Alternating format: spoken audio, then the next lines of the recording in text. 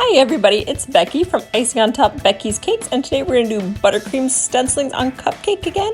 We're going to go ahead and put that buttercream on our cupcake as evenly as possible using a large round tip. Turn it upside down, pat, pat, and then stick it in the freezer for 30 minutes. Then we can peel it off and have a flat surface to work with.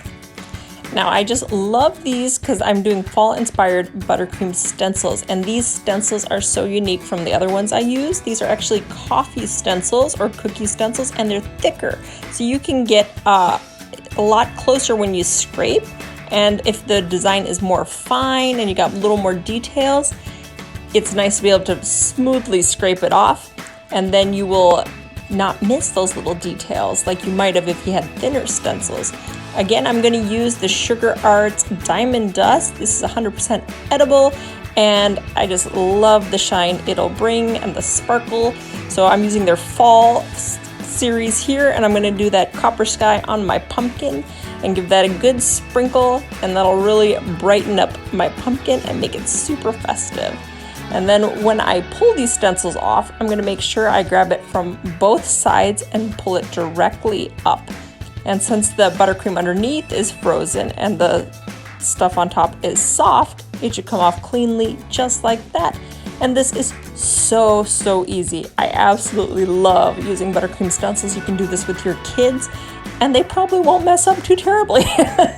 As long as you're able to keep it in place and not move it back and forth when you put the buttercream on.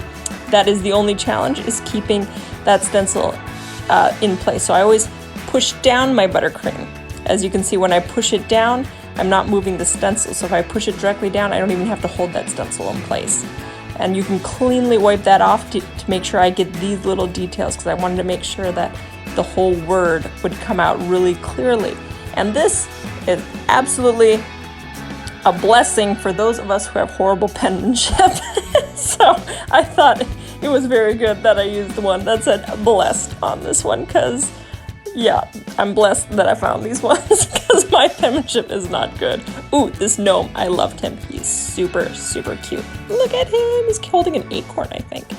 And then I'm just going to show you a series of these because, I don't know, they're addicting to watch. And I just love to see the peel off and see what we have here. There are so many, and I had to limit myself to only a few of the ones that I wanted to show you, but there were so many fun fall stencils. And if you want the link to these ones, I'll go ahead and put that in the details down below so that you can find these without little trouble, but without any trouble. And oh, look at this, hello fall.